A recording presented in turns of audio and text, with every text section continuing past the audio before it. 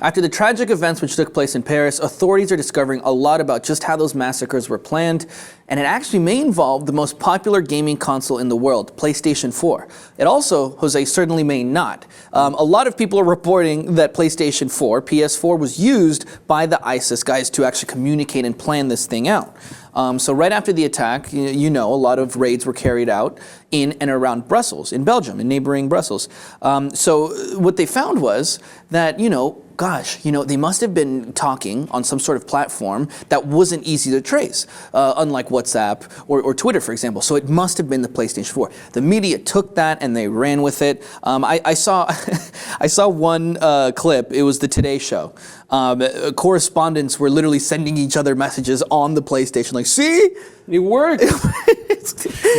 Anyways, that story was originally put up on Forbes, and it like I said, it kind of took off, and it all stemmed from the Belgian Federal Home Affairs Minister, Jambon. He said outright that PS4 is used by ISIS agents to communicate. He said that. He did, and he was on record saying that. Claim. Yeah. And he, you know, he could be right. We don't know. But the problem is, he said that 3 days before the attacks, at a political event, he was speaking, and he said this: PS4 is more difficult to keep track of than, for example, WhatsApp. Yeah. Okay, he said that, and then the media kind of misconstrued everything and painted this picture that, oh, this would be a good story if we link in PS4 and ISIS together. Ooh, that could be a good one. So they took it, like I said, they ran with it. Now we're kind of seeing, since this was, you know, a few days before the attacks, there's actually no relation to his comments and the actual Paris attacks. And actually, that was not the only case. Also, a lot of people went with an old tweet from Donald Trump talking about the previous Paris massacre, the Charlie Hebdo one, and they were using it to, you know, make stories like he was reacting in real time to this massacre with that tweet. We see that in the digital age, a lot of media outlets, they go for the clickbait, they go for the headline without doing the further investigation. Yet, it's granted, PlayStation 4, the PlayStation Network, it is a way for them to communicate like any other console that is connected to the internet. Yes, it's less monitored than the usual social media channels, but at the same time, it's very easy for someone to take two pieces of information that don't really connect and put together an article, put it out there, and at this moment where people is thirsty for knowledge, they want to get informed about what's going on after a massive terrorist attack, that they will read anything that has a cool headline. Right, so it was a Vice article that came out and blew the whistle. They called bullshit, and I think I agree with them. I mean, look, you look at where they've been traced back to, these terrorists, Belgium. They were all living within, you know, a few blocks from each other. Why the hell would they be talking on something that can be potentially traced when they can go over to someone's house and go do things in person and really plan it out? I don't think the whole thing was planned out over PS4. No, I think this was planned out in person with people. I do have a fun fact for you, though. Look, no one's ruling out the fact that, you know, these game consoles, for example, you know, they could possibly be used. Yeah.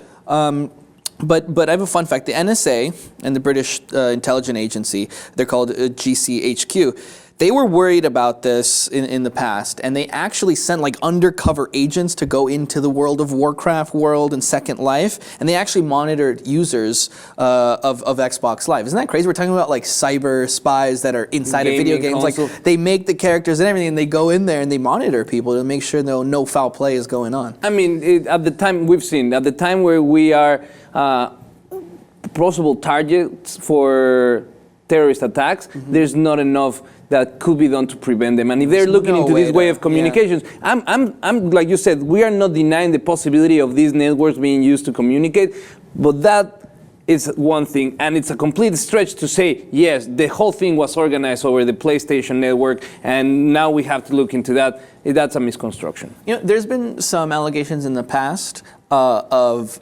Microsoft consoles as well as the PlayStation 2 that you know the webcams can be used by the company or the government to spy on you.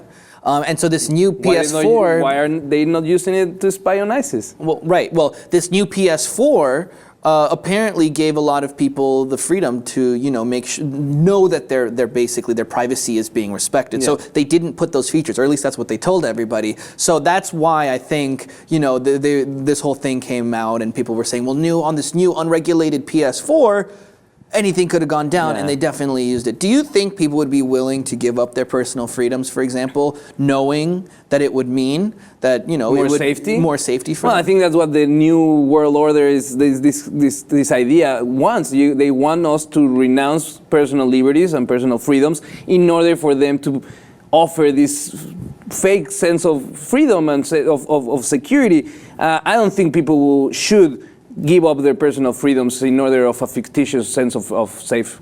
Or being safe. No. Yeah, I mean, maybe the fact that we're even discussing whether or not we would give up these liberties is kind of giving the terrorists a win. And the fact that, you know, we're thinking about doing these kinds of things, and we're really thinking about compromising our own privacy to, you know, compensate for, you know, the safety aspect That's of exactly it. So what maybe that in want. itself, maybe that in itself could in some ways be counted as a victory for the terrorists.